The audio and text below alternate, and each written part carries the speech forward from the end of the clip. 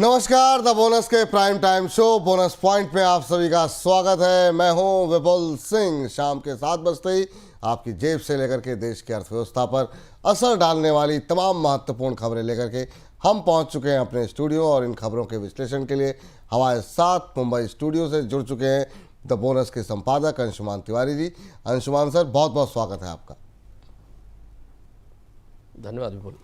तो अंशुमान सर के साथ आज की खबरों का विश्लेषण शुरू करें उससे पहले आपको बता देते हैं कि आज मुख्य तौर पर किन खबरों पर हम बातचीत करने वाले हैं, लेकिन विशेष तौर पर हमारी निगाहें आज युद्ध विराम के बाद भारतीय शेयर बाजार में जो तूफानी तेजी देखने को मिली है उस पर तो रहेगी, लेकिन इसके अलावा कौन सी महत्वपूर्ण खबरें हैं, आइए फटाफट उस पर नज़र डाल लेते हैं।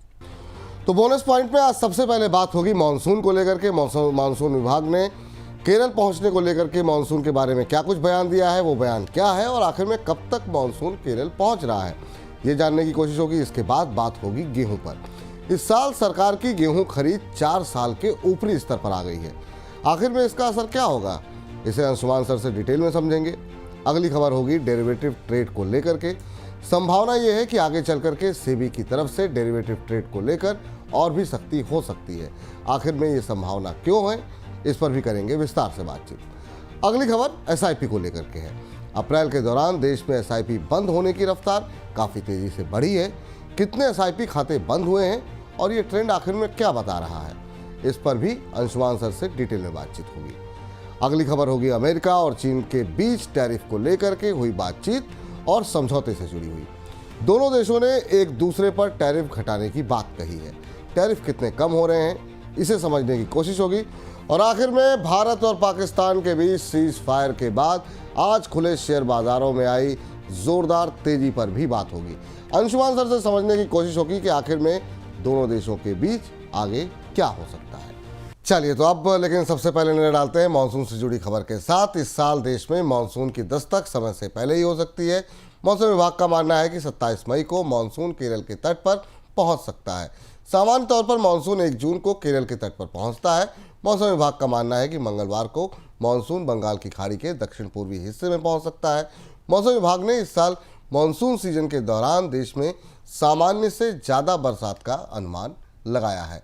सर, अभी के जो मानसून को लेकर के जो ताज़ा अनुमान जारी किए गए हैं उनसे क्या कुछ उम्मीदें दिखाई दे रही हैं? विपुल जी, स्वागत है। लंबे समय बाद ऐसा होता है कि शेयर बाजारों के लिए, दुनिया भर के बाजारों के लिए एक साथ अच्छी खबरों का दिन होता है। और जैसे बाजार पिछले कई महीनों से आप मान कर चले, दिसंबर के बाद से एक ऐसे दिन के लिए तरस रहे थे जब उनके पास प्रकृति से लेके युद्ध के मोर्चे से हर जगह से ऐसी खबरें आए जिसे देखकर वे खुश हो सकें। तो आज आप कह सकते हैं कि आज भारत के बाजार में और शाम तक दुनिया के बाजारों में भी आपको एक पीस रैली दिखाई देगी, शांति की तेजी दिखाई देगी। और वो आज हमने चौतरफा देखी। और उसकी शुरुआत इस अच्छी खबर के साथ कि मानसून समय से पहले पहुंच रहा है। इस बात की संभावना भी थी कि भारत में मानसून केरल के तट पर समय से पहले पहुंच जाएगा। 27 से 28 मई के आसपास मानसून की आमद होने की संभावना है। और इससे मानसून की ट्रेजेक्टरी पर अब निगाहें रहेंगी हमारी, क्योंकि इस साल जो प्री मानसून बरसात है जिसका चार्ट आप देख रहे हैं वो पिछले साल से कम रही है। तो आमतौर पर बरसात से पहले जिस तरीके की नमी होनी चाहिए वातावरण में कृषि के लिए, उसमें हमें कमी दिखाई दे रही है, क्योंकि ये बेहद गर्मी का दौर था और इस बार गर्मियां जल्दी भी आई थी। तो मानसून से एक अच्छी उम्मीद बनती दिखाई दे रही है। अब इसके बाद मानसून की प्रगति हमें अन्य क्षेत्रों के में क्या परिस्थिति बनेगी वो दिखाई देगी। 2 चीज़ें यहाँ पर महत्वपूर्ण है मानसून के बारे में। भारतीय मानसून का जो पिछला रिकॉर्ड है, पिछले 50 सालों का, 60 सालों का, उसमें जल्दी आए हुए मानसून बाद में कमज़ोर पड़ जाते हैं, या मानसून तेज़ी से शुरू हुए बीच में रुकते हैं और बाद में जाकर बारिश करते हैं अगस्त सितंबर में, जिससे बाढ़ की परिस्थिति बनती है। ये दोनों चिंताएँ, ये दोनों आशंकाएँ बरकरार हैं। लेकिन मानसून की आमद, मानसून की समय से पहले आमद अच्छी खबर है। और इसके साथ ये भी संकेत है कि अब जो एल नीनो का खतरा था वो लगभग खत्म हो चुका है। जी, अब बात कर लेते हैं गेहूं को लेकर के। गेहूं की रिकॉर्ड उपज की वजह से इस साल सरकार की गेहूं खरीद 4 साल के ऊपरी स्तर पर पहुंच गई है। भारतीय खाद्य निगम के आंकड़े बताते हैं कि अब तक सरकारी एजेंसियों ने किसानों से 290 लाख टन गेहूं खरीदारी कर ली है। पिछले साल पूरे सीजन में 266 लाख टन और 2023-24 में 262 लाख टन की खरीद ही हो पाई थी। इस साल खरीद सीजन अभी चल रहा है और संभावना ये भी है कि सरकार ने जो 322 लाख टन गेहूं खरीद का लक्ष्य निर्धारित किया है वो बड़ी आसानी से पूरा हो जाएगा। सर, जो नंबर्स देखने को मिल रहे हैं उसके बाद महंगाई को लेकर के क्या कुछ संभावनाएं दिखाई दे रही हैं? अच्छी खबर है। और इस बार गेहूं की खरीद को लेकर हम लगातार इस पर नजर भी रख रहे हैं। गेहूं की खरीद दो मोर्चों पर सरकार को मदद करेगी। एक तो हम पिछले 2-3 साल से लगातार सरकार के पास गैप देख रहे थे भंडार में जो सस्ते अनाज की और जो खाद्यान्न परियोजनाएं हैं उनसे बांटने के लिए। तो इस बार वो स्थिति थोड़ी आरामदेह है, सरकार सुविधा में रहेगी, कंफर्टेबल रहेगी कि अनाज का भंडार बेहतर है और मौके ज़रूरत पर सरकार बाजार में कीमतों को कम करने के लिए इंटरवेंशन करती है, उसके लिए भी पर्याप्त अनाज रहेगा। दूसरी चीज महंगाई की दृष्टि से, क्योंकि जिसके आंकड़े भी सामने होंगे तो महंगाई की दृष्टि से भी अनाजों की महंगाई ने पिछले 2 साल में देश को बार बार परेशान किया, बल्कि एक लंबा समय था जब अनाज की महंगाई 8-9% से ऊपर रही थी। गेहूं के मोर्चे से अच्छी फसल है, चावल का भंडार बेहतर स्थिति में है, तो कम से कम खाद्य महंगाई को लेकर, अनाज की दृष्टि से खाद्य महंगाई को लेकर रिजर्व बैंक और वित्त मंत्रालय की चिंताएं अब कम हो सकती हैं। और आप ये उम्मीद कर सकते हैं कि रिजर्व बैंक आने वाले दिनों में अपनी मौद्रिक नीति की समीक्षा में इसका संज्ञान लेगा और ब्याज दरों में कटौती की प्रक्रिया को थोड़ा तेज करेगा, क्योंकि अन्य मोर्चों पर भी, कई अन्य मोर्चों पर भी परिस्थितियां सुधरती दिख रही हैं, जिन पर हम आगे चर्चा करेंगे। तो ये दोनों खबरें और इसके साथ बेहतर खरीफ की उम्मीद हमारे सामने है, क्योंकि मानसून का समय से पहले आगमन हो गया है। जी, इस बीच सरकार ने solar energy corporation of India यानी कि SECI के चेयरमैन पद से रामेश्वर प्रसाद गुप्ता को तुरंत प्रभाव से हटा दिया है। रामेश्वर गुप्ता 1 महीने बाद इस पद से रिटायर होने वाले थे, लेकिन रिटायरमेंट से पहले ही उनको पद से हटा दिया गया। सरकार ने हालांकि रामेश्वर गुप्ता को पद से हटाए जाने की कोई वजह तो नहीं बताई, लेकिन माना यह जा रहा है कि भ्रष्टाचार के आरोप में उन्हें हटाया गया है। रामेश्वर गुप्ता का कार्यकाल में ही रिलायंस पावर को रिन्यूएबल एनर्जी प्रोजेक्ट्स में भाग लेने से रोक दिया गया था। सर, आखिर में पूरा मामला है क्या? इस मामले का एक तार रिलायंस पावर से और दूसरा तार अडानी समूह से जुड़ता है, क्योंकि अडानी समूह को अमेरिका से जिस मामले पर जिस सोलर एनर्जी परियोजना के लिए फंड जुटाने के संदर्भ में गलत जानकारी देने पर समन जारी किया था, वो भी इस संस्था से SECI से संबंधित है। तो इसलिए चौंकाने वाला फैसला था। सरकार ने उन्हें हटाने का, टर्मिनेट करने का कोई कारण नहीं बताया, लेकिन ऐसा माना जा रहा है कि अमेरिकी सरकार और अमेरिकी अदालतें भारत के कानून मंत्रालय पर इस बात के लिए लगातार दबाव बना रही हैं कि उसे अडानी समूह से पूछताछ करनी चाहिए और उसे समन भेजा जाना चाहिए, क्योंकि अडानी समूह ने अंतर्राष्ट्रीय बाजारों से पैसा उठाया था और यह अंतर्राष्ट्रीय स्तर पर इसमें बाकायदा मामला बन चुका है। इस बीच अडानी समूह ने कोशिश की है अमेरिकी सरकार से बात करने की और समझने की और किसी तरह से इस मामले में अपना पक्ष रखने की। तो स्पष्ट रूप से सरकार की तरफ से कुछ नहीं कहा गया, लेकिन यह घटनाक्रम उससे जुड़ा हुआ हो सकता है। जी, साथ साथ ये भी आपसे समझना चाहेंगे कि सरकार के इस फैसले के मायने क्या कुछ निकाले जाएं? ये दिलचस्प बात है कि जिस मामले में अडानी समूह की बिजली परियोजनाओं के फंड पर सवाल उठाया गया था, उसमें माना गया था कि ये जो कॉरपोरेशन है, सोलर एनर्जी कॉरपोरेशन है, इसके जरिए भारत में राज्य सरकारों को और कई जगह PPA एग्रीमेंट में धांधली हुई और ब्राइबिंग की गई है, रिश्वत दी गई है। अभी तक भारत सरकार ने इस पूरे मामले की जांच का कोई आदेश नहीं दिया है, जबकि अमेरिका की अदालत इस मामले में अपना फैसला भी दे चुकी है, सूचना भी दे चुकी है और समन भी जारी कर चुकी है। तो अब जबकि इन्हें हटा दिया गया है और कोई प्रतिक्रिया नहीं दी गई है, तो यह प्रश्न बनेगा, यह सवाल पूछा जरूर जाएगा कि क्या इस मामले की भारत में भी कोई जांच पड़ताल होगी या नहीं। जी, इस बीच इक्विटी डेरिवेटिव ट्रेड पर सख्ती किए जाने के बावजूद कैपिटल मार्केट रेगुलेटर SEBI को ये लग रहा है कि अब भी इस सेगमेंट में इंडिविजुअल ट्रेडिंग एक्टिविटी ज़्यादा है। ऐसे में इस सेगमेंट को नए सिरे से एग्जामिन किया जा रहा है। SEBI ने पिछले साल अक्टूबर में इक्विटी डेरिवेटिव सेगमेंट को लेकर के नियमों में काफ़ी सख्ती की थी। इसके बाद दिसंबर 2024 से मार्च 2025 के दौरान SEBI ने इस सेगमेंट में ट्रेडिंग के आंकड़ों को देखा, तो ये पता चला कि पिछले साल की तुलना में ट्रेडिंग एक्टिविटी कुछ कम ज़रूर हुई है, लेकिन 2 साल पहले की तुलना में अब भी ज़्यादा है। सर, आखिर में SEBI को इसमें शक क्या दिखाई दे रहा है? विपुल जी, मुझे लग रहा है कि इंडेक्स ऑप्शंस पर एक और सख्ती होने की संभावना बनती दिखाई दे रही है।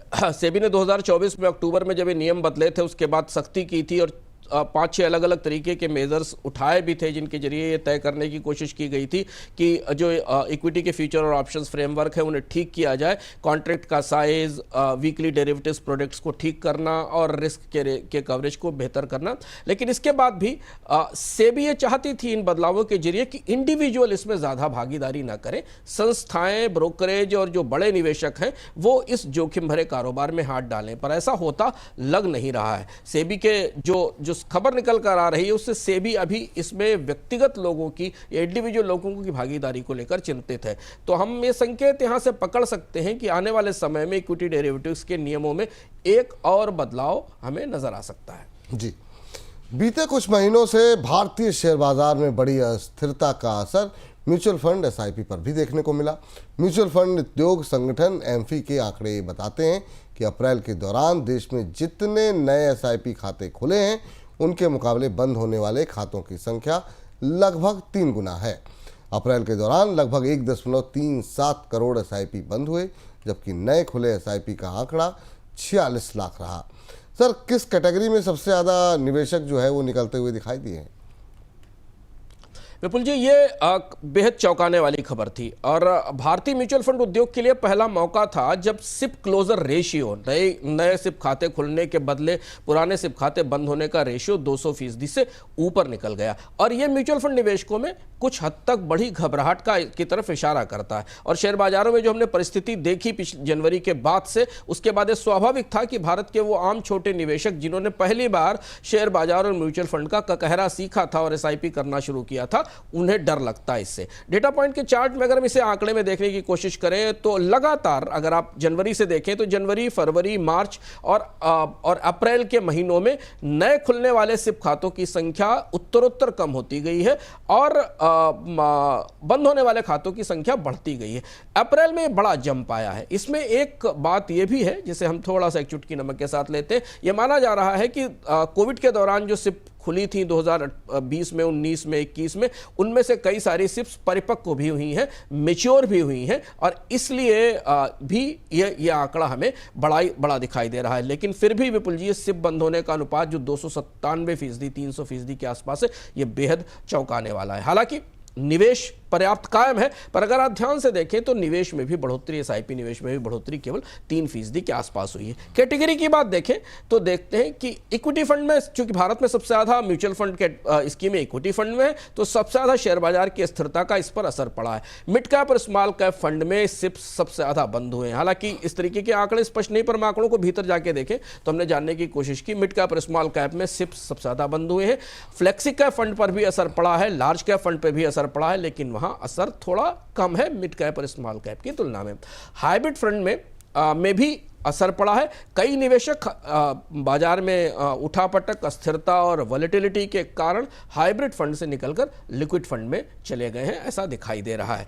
डेट फंड में स्थिरता है, नियमितता है, निवेशक इनमें बराबर निवेश करते रहते हैं, एफडी से थोड़ा बेहतर रिटर्न मिलता है, इसलिए डेट फंड में लोग मौजूद हैं, लेकिन लोगों ने अपने पोर्टफोलियो को चेंज किया है। सबसे ज्यादा दिलचस्प है ये आंकड़ा जो हम आपको बता रहे हैं विपुल जी, वो सेक्टर और थीम आधारित फंड्स में बड़ा उलटफेर हुआ है और ये सीधे शेयर बाजार में जो गतिविधियां दिखती हैं स्टॉक्स की, उससे प्रभावित हुआ। आईटी फार्मा फंड्स में बड़ी उठापटक हुई है। जैसे जैसे सेक्टर की तस्वीरें बदली हैं डोनाल्ड ट्रंप के टैरिफ के कारण, आईटी सेक्टर को लेकर, फार्मा सेक्टर को लेकर सेक्टर और थीमेटिक फंड्स में तेज उतार चढ़ाव हुआ और इसलिए इसमें निवेश में भी कमी आई है। बड़े हाइब्रिड फंड पर मध्यम असर पड़ा है, लेकिन मिड कैप और स्मॉल कैप फंड में हमें ज़्यादा असर दिखाई दे रहा है। जी सर, अगर इन आंकड़ों की रोशनी में अगर हम देखें तो भविष्य के लिए क्या कुछ संकेत, क्या कुछ सिग्नल आपको दिखाई दे रहे हैं? भविष्य के लिए दो महत्वपूर्ण चीजें दिख रही हैं। हालांकि बाजार में हमें रिकवरी होती दिखाई दे रही है, लेकिन यहां से दो और महत्वपूर्ण तथ्य निकलते हैं कि भारतीय बाजार में निवेश का जो म्यूचुअल फंड बाजार में जो निवेश का पिछला चरण आया था वो शेयर बाजार की रैली से ड्रिवन था, शेयर बाजार में तेजी से ड्रिवन था, उसमें खासतौर से मिड कैप और स्मॉल कैप में। तो एक खास किस्म का रियलिटी चेक, एक झटका, एक यथार्थ और एक वास्तविकता का एहसास निवेशकों को हुआ है और जो इस निवेश में टिके रह गए हैं, जो इस आंधी में टिके रह गए हैं, क्योंकि खातों की संख्या, बंद होने वाले खातों की संख्या काफी बड़ी है, जो इसमें टिके रह गए हैं उन्होंने दरअसल म्यूचुअल फंड के मर्म को समझा है कि म्यूचुअल फंड में गिरते हुए बाजार में म्यूचुअल फंड से निकलना नुकसान नुकसानदायक होता है और इस समय किसी भी मुनाफे की उम्मीद नहीं की जा सकती। तो अब शायद ये एक तरीके का चरण है, छटनी है या एक तरीके की सफाई है जो बाजार में हुई है। इसमें कई जगह म्यूचुअल फंड निवेशकों ने किसी की सलाह से बगैर जानकारी के, कम जानकारी के अपने निवेश की स्कीमों में निवेश किया था, तो उसका भी असर हमें दिखाई दिया है। लेकिन यहाँ से ये एक शौक था, जिस शौक को भारतीय म्यूचुअल फंड निवेशकों को बर्दाश्त करना पड़ा है। हम उम्मीद कर सकते हैं कि यहाँ के बाद उन्हें थोड़ा बेहतर समझ आई होगी म्यूचुअल फंड के बारे में, और हम लगातार बोनस के अलग अलग कार्यक्रमों के जरिए आपको बताते जा रहे हैं कि आप एक बेहतर और चतुर म्यूचुअल फंड निवेशक कैसे बन सकते हैं। म्यूचुअल फंड निवेश वैसे पैसिव है, परोक्ष है, लेकिन इसमें भी चतुरता की, जानकारी की उतनी ही ज़रूरत है जितनी ज़रूरत सीधे स्टॉक इन्वेस्टमेंट में है। और ये वो घटनाक्रम है जो आपको बताता है कि आपको खुद भी उतनी ही जानकारी होनी चाहिए, तभी आप अपने सही म्यूचुअल फंड का फैसला ले सकते हैं। म्यूचुअल फंड सही है, पर कौन सा सही है ये तय करने के लिए आपको भी खुद जानकारी जुटानी होगी। बिल्कुल। इस बीच भारत और यूरोपियन यूनियन के बीच मुक्त व्यापार समझौते पर 11वें दौर की बातचीत आज से शुरू हो गई। अगले दौर की बातचीत ऐसे समय पर शुरू हुई है जब भारत और यूके के बीच व्यापार समझौता हो चुका है और उधर अमेरिका और चीन के बीच भी ट्रेड डील पर बातचीत हो रही है। दोनों पक्षों के बीच मुक्त व्यापार समझौते के 11वें दौर की बातचीत 16 मई तक चलेगी। अब सर, सवाल यहाँ पर यह है कि 11वें दौर की बातचीत में किन महत्वपूर्ण बातों पर चर्चा हो सकती है और यहाँ पर भारत की स्ट्रेटजी क्या होगी? अब भारत और ईयू के साथ वार्ताओं में कई सारे मुद्दे लंबित हैं। एक बेहद महत्वपूर्ण बात समझने जैसी है यहाँ पर कि दो यूरोप की दो अर्थव्यवस्थाओं के साथ, एक तो ईयू खुद और दूसरा ब्रिटेन यूके, जिसके साथ भारत ने अभी एफटीए पे सहमति बनाई है, वहाँ से ऑटोमोबाइल इंपोर्ट को लेकर काफ़ी दबाव है। दिलचस्प है कि यूके ने भी अपने ऑटोमोबाइल्स को भारत में बेचने के लिए विशेष तौर की रियायतें मांगी हैं। ईयू भी इसी तरीके से कि यूरोपियन यूनियन में भी तमाम देश हैं जिनके पास बड़ी ऑटोमोबाइल इंडस्ट्री है, वो भारतीय बाजार में अपनी कारें बेचना चाहते हैं। इसके अलावा एग्रीकल्चर प्रोड्यूस और बहुत सारे और भी उत्पाद हैं जिनको ईयू भारतीय बाजार में बेचना चाहता है। वाइन को लेकर अभी थोड़ी भारत और यूके के बीच समझौते में स्पष्टता की जरूरत है। तो ऑटोमोबाइल, डेटा और लेबर, ये तीन महत्वपूर्ण हिस्से हैं जिन्हें लेकर ईयू और भारत के बीच सहमति बनने का इंतजार किया जा रहा है। लेकिन चूंकि भारत ने ट्रेड डील करने का एक दूसरे तरीके का मॉडल डेवलप किया है, जिसे हमने अभी हाल फिलहाल के वर्षों में देखा, ऑस्ट्रेलिया के साथ भी देखा, यूके के साथ भी देखा कि बड़ी मेगा डील न की जाए, तुरंत एक सहमति बना ली जाए और उस पर काम शुरू कर दिया जाए और उसे बाद में धीमे धीमे लागू किया जाए। ऐसी कोशिश है भारत सरकार की। भारत की रणनीति ऐसी होगी कि वो ईयू के साथ भी इस तरीके की एक इनिशियल वर्किंग ट्रीटी बना ले, जिससे कि सहमति और संधि के साथ काम शुरू हो जाए। जैसे यूके की ट्रीटी हमने देखी, यूके में बहुत सारे प्रस्ताव ऐसे हैं जो अगले 10 साल में लागू होंगे, लेकिन संधि और सहमति बन गई है। निगाहें इस बात पर रहेंगी कि यूके यूरोपियन यूनियन के साथ ट्रंप किस तरीके की डील करते हैं और उसका एक बड़ा असर अमेरिका का उसका एक बड़ा असर भारत और यूके की ईयू की डील के बीच में होगा। इधर समानांतर रूप से डोनाल्ड ट्रंप भारत के साथ भी संधि पर बातचीत कर रहे हैं, तो ये भी देखना होगा कि कैसे ये पैरिटी आएगी कि एक ही बाजार जब 3 अलग अलग बाजारों के साथ संधि करेगा तो किसे कितनी रियायतें और किसे कितनी सुविधाएं देगा। लेकिन भारत की कोशिश ये होगी कि अमेरिका की संधि के समानांतर ही ईयू के साथ एक मोटी सहमति बना ली जाए। इस बीच अमेरिका और चीन के बीच ट्रेड वॉर शांत पड़ती हुई दिखाई दे रही है। टैरिफ को लेकर के दोनों देशों के बीच हुई बातचीत में दोनों ने 90 दिन के लिए एक दूसरे पर टैरिफ घटाने पर सहमति जताई है। अमेरिका अब चीन पर टैरिफ को 145% से घटा करके 30% पर करने का फैसला किया है। वहीं चीन ने अमेरिका पर टैरिफ को 125% से घटाकर 10% करने पर की बात कही है। दोनों देश व्यापार घाटे को कम करने पर भी सहमत हो गए हैं। सर, इसका डील का कुछ ब्यौरा सामने आया है, क्या कुछ है डिटेल्स इसमें? हाँ, अब ये बाजार के लिए सबसे बड़ा सीज फायर था। अगर आप बाजारों की दृष्टि से देखें, दुनिया के बाजारों की दृष्टि से देखें, तो सबसे बड़ा सीज फायर था। कल ही शाम को जब इसकी घोषणा हुई जिनेवा में, उसके बाद हमने डाउ फ्यूचर्स में बढ़ोतरी देखी और आज अपेक्षा के मुताबिक उसका ब्यौरा सामने आ गया। महत्वपूर्ण बात यह है कि अप्रैल में चीन और अमेरिका ने एक दूसरे पर जितने टैरिफ लगाए थे उसका अधिकांश हिस्सा इससे रोल बैक कर लिया है और ये 90 दिनों का पाज या इसको युद्ध विराम कहें, इसके साथ जितनी तीखी और तुरशी के साथ चीन और अमेरिका एक दूसरे के सामने आए थे, और ऐसा लग रहा था कि अप्रैल तक ऐसा लग रहा था कि दोनों देश इस ट्रेड वार में लंबे उलझेंगे, लेकिन दोनों ने अपनी अपनी आर्थिक वास्तविकताएं स्वीकार कर ली। और इसलिए हम चार्ट में देखें तो हमें दिखता है कि कटौतियां खासी महत्वपूर्ण है, काफ़ी बड़ी हैं। करीब $600 बिलियन का ट्रेड है अमेरिका और चीन के बीच। अमेरिका की चुनौती थी अपने यहाँ बाजार में आपूर्ति बनाए रखना, महंगाई को रोकने की कोशिश करना, और चीन की चुनौती थी अपनी अर्थव्यवस्था को डिफ्लेशन में जाने से बचाना, मंदी की गर्त में जाने से बचाना। तो दोनों सहमत हुए हैं इस संधि से डिटेल के आधार पर। ये अब इसके बाद उस विस्तृत ब्यौरे का इंतजार किया जा रहा है, जिसमें 30% के दायरे में कौन से सामान आएंगे और 10% के दायरे में कौन से सामान आएंगे, इनकी जानकारी रहेगी। और इसके बाद उद्योगों पर, किस उद्योग पर, किस कंपनी पर कितना असर पड़ेगा। लेकिन सबसे ज्यादा चौंकाया दुनिया को इस संधि की तेजी ने, इस संधि की जो स्फूर्ति थी उसने लोगों को चौंकाया। जिस स्थिति में हम खड़े थे आज से एक हफ्ते पहले, उस स्थिति में ऐसा लगता था कि शायद अमेरिका और चीन के बीच व्यापार वार्ताओं में बहुत लंबा समय लगेगा, लेकिन दोनों एक ही बैठक में तैयार हो गए, मसौदा बन गया, और आज उस मसौदे की जानकारी भी दे दी गई। चीन की तरफ से यह कहा गया कि 14 मई से नई टैरिफ दरें लागू भी हो जाएंगी। सर, किस तरीके का पॉजिटिव इम्पैक्ट या किसी तरह का इम्पैक्ट जो दुनिया भर के बाज़ारों पर देखने को मिल रहा है इस बातचीत का से? बहुआयामी असर है बाजार पर। अगर आप ध्यान से देखें, आज तो हम करेंसी से शुरू करें तो युआन में हमको मजबूती दिखाई दी।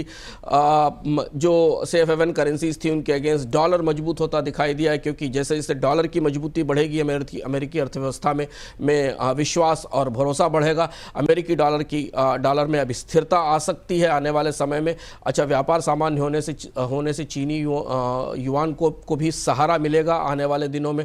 दिलचस्प बात इस पूरी डील की एक और थी, जो हम दरों को देख कर देखें, कि डोनाल्ड ट्रंप ने जीरो ड्यूटी की तरफ जाने की जो दबाव थे उसे सफलतापूर्वक नकार दिया, और 10% की तो बेसिक ड्यूटी थी, पर वो 30% की ड्यूटी पर इसे ले आए। ट्रंप बड़े नेगोशिएटर साबित हुए हैं। उन्होंने जब ये वार्ता शुरू की थी तो कहा था कि 80% का रेट सही रेट है, लेकिन अब 30% का बेंचमार्क रेट चीन से आने वाले सामानों पर हो गया है। और इससे डोनाल्ड ट्रंप के जो टैरिफ के जरिए रेवेन्यू जुटाने के कार्यक्रम हैं, जो योजनाएं हैं, वो कुछ हद तक संतुलित रहेंगी। इधर चीन के लिए भी अतिरिक्त रूप से रेवेन्यू का साधन बनता दिखाई देगा। अब यहां से हमें दुनिया के बाजारों में सक्रियता भी दिखाई देगी, करेंसीज भी मजबूत होती दिख रही। कमोडिटीज के साइड से देखें तो कच्चे तेल की कीमतों में हमने ठीक ठाक बढ़त देखी है। काफी लंबे समय से मंदी के दबाव में था कच्चा तेल। आज ब्रेंट की कीमत करीब $65 से $66 की तरफ बढ़ती हुई दिखाई दे रही है। WTI की क्रूड भी करीब $63 के आसपास दिख रहा है। अब इस मजबूती से एशियाई मुद्राओं पर कमजोरी का असर होगा। भारतीय रुपए के कमजोर होने की संभावना है, जो कि अमेरिकी डॉलर की मजबूती के कारण थोड़ा अमेरिकी डॉलर में कमजोरी के कारण थोड़ा मजबूत होता दिखाई दिया था। जी, चलिए इस बीच आगे बढ़ते हैं। अमेरिका में दवाओं के खर्च के बारे में बात करते हैं। दवाओं के खर्च को घटाने के लिए अमेरिकी राष्ट्रपति डोनाल्ड ट्रंप नया नियम लागू करने जा रहे हैं, जिसकी वजह से अमेरिका को दवा एक्सपोर्ट करने वाली कंपनियों पर मार पड़ सकती है। अमेरिका की नियमों के मुताबिक अमेरिका में दवाओं की कीमत में 30 से 80% तक की कटौती करनी होगी। भारतीय दवा कंपनियों के लिए अमेरिका बड़ा बाजार है, और ट्रंप के इस आदेश का असर भारतीय फार्मा उद्योग पर देखने को मिल सकता है। सर, आखिर में इस फैसले को कैसे समझा जाए? क्या कुछ इसमें प्रावधान बताए गए हैं? इसके बारे में जरा हमारे दर्शकों को कुछ बताइए सर। विपुल जी, ये अपने तरीके का बेहद सनसनीखेज फैसला है डोनाल्ड ट्रंप का, और दुनिया के बाजारों में इस तरीके के फैसले पहली बार आए हैं, जहां किसी एक देश ने अपने यहाँ सामान बेचने वाली कंपनियों के लिए प्राइस बैरियर क्रिएट कर दिए, या निर्धारित कर दिया है कि वो कीमतों को इस सीमा से अधिक नहीं बढ़ा सकती। फार्मास्यूटिकल के लिए अपने तरीके का अनोखा फैसला है, और इसको डिटेल में हम समझने की कोशिश करें। ये आज फार्मास्यूटिकल सेक्टर के लिए थोड़ा चौंकाने वाला और निगेटिव खबर लेकर आया हुआ फैसला था, नहीं तो बाकी तौर पर बाजार में अच्छी खबरें थी। ट्रंप ने कहा है, अपने एग्जीक्यूटिव ऑर्डर में कहा है, अगर हम डेटा पॉइंट में देखें, कि यूएस में दवाओं की कीमत घटाने के को 30 से 80% तक घटाना होगा, और इसमें अमेरिका दवा निर्माता और निर्यातक देशों के साथ और शायद कंपनियों के साथ एक MFN की संधि पर दस्तखत करेगा, जिसमें अमेरिका में कुछ दवाओं को सबसे कम कीमत पर बेचने की शर्त होगी। यानी डोनाल्ड ट्रंप ने अपने बाजार का बेहद सफलता के साथ इस्तेमाल किया है दुनिया की दवा कंपनियों के लिए कि यदि आपको अमेरिका के बाजार में दवा बेचनी है तो कीमतें 30 से 80% तक घटानी होंगी। इससे अमेरिका में जो इन्फ्लेशन है, जो मेडिकल इन्फ्लेशन है, उसे कम करने में बड़ी मदद मिलेगी। हालांकि ये नियम 2020 में बनाया गया था, लेकिन इसे कोर्ट ने रोक दिया था क्योंकि मुक्त व्यापार की अवधारणा, मुक्त बाजार की अवधारणा के खिलाफ है कि सरकार कंपनियों को किसी प्रोडक्ट की कीमत तय करने के लिए निर्धारित करे। यह भी स्पष्ट नहीं है कि यह नया नियम ब्रांडेड दवाओं के अलावा जेनेरिक और अन्य जो ओवर द काउंटर दवाएं बिकती हैं उन पर लागू होगा कि नहीं होगा। ट्रंप ने यह भी कहा कि फार्मास्यूटिकल पर जो टैरिफ आएंगे वो ऊंचे, जो बाहर रह गए थे वो ऊंचे टैरिफ लगाए जाएंगे। यानी इसके अलावा अभी वो टैरिफ की गाड़ी मौजूद है, वो पीछे नहीं गई है, उससे भी वो आगे लगाएंगे। भारत के लिए इसकी चुनौती हो कि भारत करीब करीब $200 बिलियन से ज़्यादा की दवाओं का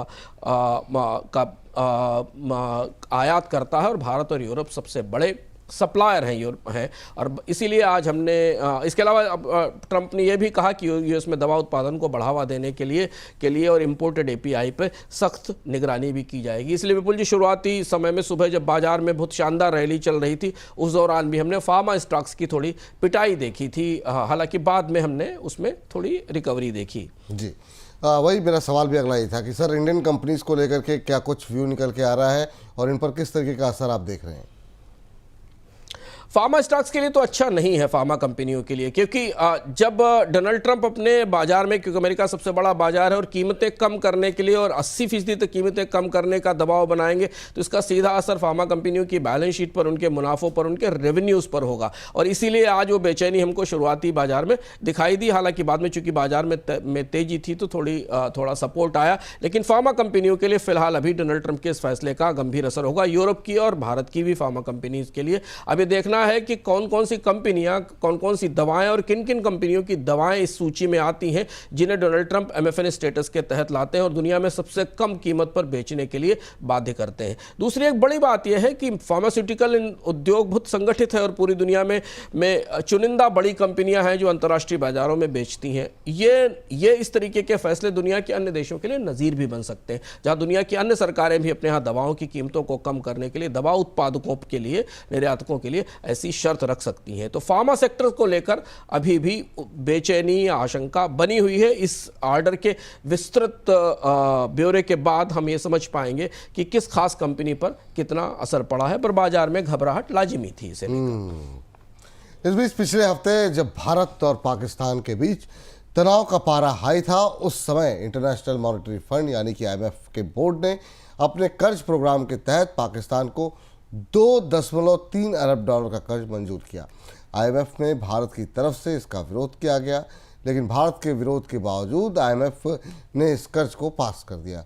सर, आईएमएफ ने पाकिस्तान पर आखिर में इतनी मेहरबानी क्यों दिखाई?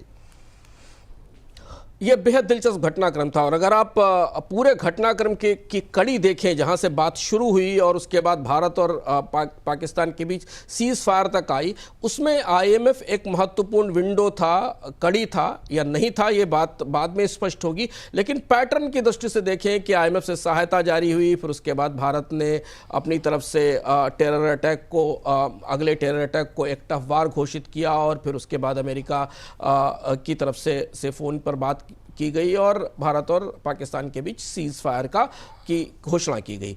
आईएमएफ की बैठक में पाकिस्तान आईएमएफ ने पाकिस्तान को जिस तरह से इस बार ट्रीट किया वो बेहद चौंकाने वाला था, आश्चर्यजनक था। पहले मैं बता दें कि आईएमएफ की इस बैठक में भारत की तरफ से क्या कहा गया। भारत ने कहा कि आईएमएफ पाकिस्तान को जो मदद दे रहा है उस पैसे का सीधा इस्तेमाल आतंकवाद के पोषण में होता है और आईएमएफ दुनिया के देशों की बहुराष्ट्रीय संस्था है और संस्था को किसी आतंकवाद को पोषित करने वाले देश को पैसा नहीं देना चाहिए। इससे आईएमएफ की अपनी साख और क्रेडिबिलिटी भी खतरे में पड़ती है। भारत ने इसके बाद इस बैठक से एब्सटेन किया, यानी वहां से बाहर निकल गया क्योंकि वहां निगेटिव वोटिंग की कोई संभावना नहीं थी। पर पाकिस्तान को आईएमएफ ने इस बार पिछली अपनी बैठकों से बिल्कुल अलग तरीके से देखा। पहली चीज तो ये कि तुरंत पाकिस्तान को 9 मई को $1 बिलियन की किश्त मंजूर कर दी गई। यह माना जा रहा है, चर्चा है डेमोक्रेटिक हलकों में, कई डिप्लोमेटिक हलकों में, कई जगह कि पाकिस्तान को जो बेल आउट मिला शायद उसमें भारत के साथ शांति को लेकर दबाव भी था। हालांकि ना तो पाकिस्तान की तरफ से ना आईएमएफ की तरफ से ऐसा कहा गया। इसके अलावा आईएमएफ ने पाकिस्तान को केवल $1 बिलियन ये नहीं दिए, आरएसएफ के तहत जो क्लाइमेट चेंज के असर है उनसे निपटने के लिए $1.4 बिलियन की एडिशनल राशि भी पाकिस्तान को मंजूर कर दी गई, जो बेहद चौंकाने वाली थी। भारतीय हलकों में भी इसे थोड़ा आश्चर्य के साथ देखा गया। और सिर्फ इतना ही नहीं, पाकिस्तान के सुधारों की तारीफ की आईएमएफ ने पहली बार, जो कि बेहद आश्चर्यजनक था। जबकि भारतीय मान ने अपने विरोध में ये कहा था कि पाकिस्तान में कोई सुधार नहीं हो रहे हैं और आईएमएफ से आने वाला पैसा आतंकवाद के में जा रहा है। आईएमएफ ने कहा अपने विस्तृत बयान में कि नए टैक्स कृषि टैक्स से बारोइंग में कमी से अर्थव्यवस्था बेहतर हुई है, मुद्रास्फीति की दर निचले स्तर पर है, जीडीपी में सरप्लस दिख रहा है 2% का, फॉरेक्स दर बेटर हुआ है, 10 अरब डॉलर के आसपास है, जून में 13.4 अरब डॉलर हो जाएगा। ये सारी परिस्थितियां ये बताती हैं कि पाकिस्तान ने जो अपने वादे किए थे उन वादों पर वो खरा उतरा है और इसलिए उसे ये सहायता दी जा रही है। भारत ने विरोध किया था, क्या कहा था, इसे हम आपको बता चुके हैं जी। लेकिन अब सवाल ये उठता है सर कि ये जो लोन मिला उसके बाद पाकिस्तान की आर्थिक स्थिति कैसी दिखाई दे रही है अभी की सिचुएशन को देखते हुए? पाकिस्तान की अर्थव्यवस्था को लेकर आईएमएफ के अनुमानों में अगले साल जीडीपी के अनुमान में कमी की गई है। पर अगर आप विदेशी मुद्रा भंडार की स्थिति देखें तो जो स्थिति आज से 2 साल पहले थी उसकी तुलना में तो बेहतर है, क्योंकि $10 बिलियन से ऊपर का विदेशी मुद्रा भंडार है और आईएमएफ की तरफ से मदद मिली है। इसके अलावा दुनिया के अन्य देशों ने भी इस पूरे विवाद में, टर्की ने, चाइना ने, परोक्ष रूप से अजरबैजान ने पाकिस्तान को मदद की है भारत और पाकिस्तान के बीच ताजे संघर्ष में। लेकिन फिर भी आईएमएफ का पांचवां सबसे बड़ा देनदार है पाकिस्तान। करीब 6.2 बिलियन डॉलर का कर्ज है पाकिस्तान के ऊपर, विदेशी कर्ज $130 बिलियन है। तो पाकिस्तान की इकोनॉमी फ्रेजाइल है, बेहद कमजोर है और कर्ज से दबी हुई अर्थव्यवस्था है।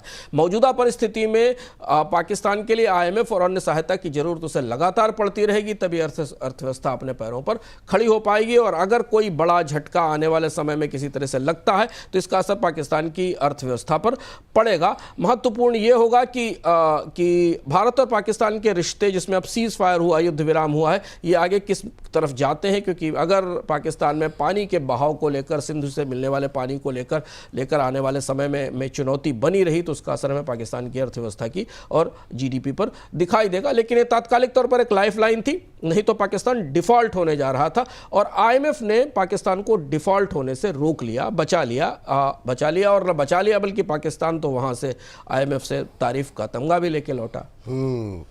इस बीच भारत और पाकिस्तान के बीच 3 दिन चले संघर्ष के बाद शनिवार को सीज फायर हो गया। हालांकि भारत की तरफ से कहा गया कि सीज फायर को लेकर सिर्फ एक अंडरस्टैंडिंग है, ना कि कोई समझौता हुआ है। लेकिन तनाव कम करने के बाद आज सोमवार को शेयर बाजारों में ज़बरदस्त उछाल देखा जा रहा है। सेंसेक्स 2700 पॉइंट से ज़्यादा चढ़ता हुआ दिखाई दिया और वहीं निफ्टी 24,900 के ऊपर निकल गया। सर, आज अगर हम देखें भारत पाकिस्तान के रिश्तों में आगे कौन सी चीज़ें ऐसी हैं जो बाजार के नज़रिए से आपको लगता है कि देखनी चाहिए?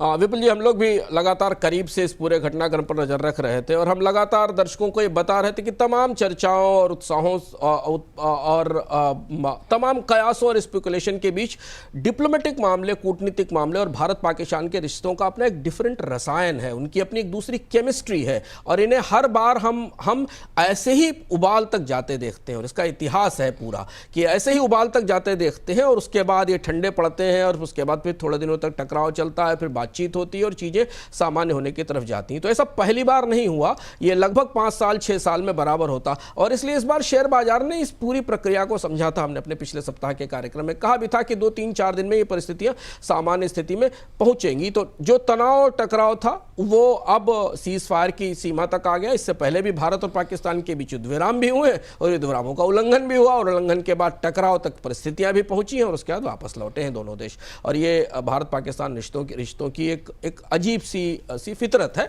जिसे बर्दाश्त करना वित्तीय बाजारों के लिए, देशों के लिए, सीमावर्ती लोगों के लिए बर्दाश्त करना उनकी मजबूरी है।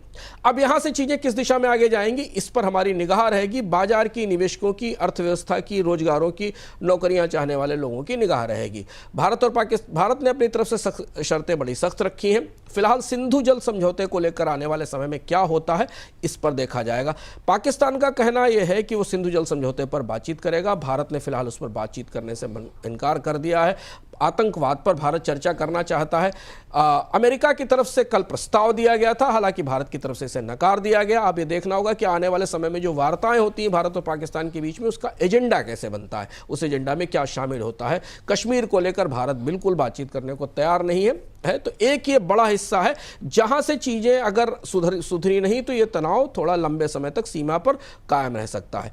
तात्कालिक तौर पर दूसरी चीज जिस पर निगाह रहेगी वो पाकिस्तान का एयर स्पेस खोलने को लेकर होगी, क्योंकि भारतीय विमानन कंपनियों को भारी नुकसान हो रहा है। हम इसे बराबर बताते रहे हैं। भारतीय कंपनियों को अपनी फ्लाइट्स डाइवर्ट करनी पड़ रही है, और चूंकि भारत दुनिया में सबसे एविएशन का तीसरा सबसे बड़ा बाजार है, तो पाकिस्तान को भी इसका नुकसान उठाना पड़ रहा है, क्योंकि पाकिस्तान को अपने एयर स्पेस की फीस मिलती है। तो आने वाले कुछ दिनों में क्या भारत और पाकिस्तान के बीच, पाकिस्तान के एयर स्पेस से भारतीय विमानों की उड़ान शुरू होगी, बाजार की दृष्टि से इस पर सबकी निगाहें रहेंगी, यात्रा की दृष्टि से, बिजनेस की दृष्टि से इस पर निगाहें रहेंगी। भारत के अंदर एविएशन सामान्य होना शुरू हो गया है, नोटम वापस ले लिया गया है, हवाई अड्डों पर गतिविधियां शुरू हो गई। इसके अलावा और कोई ऐसा बड़ा बदलाव तात्कालिक तौर पर आर्थिक नजरिए से होता नहीं दिखता, क्योंकि भारत और पाकिस्तान की द्विपक्षीय व्यापार लगभग नगण्य है, इसका कोई बड़ा असर नहीं और लंबे समय तक बंद भी रहा है। एयर स्पेस एक महत्वपूर्ण हिस्सा है। दूसरी चीज ये है कि अगर आप थोड़ा दूरगामी तौर पर देखें तो भारत की जो मध्य एशिया में और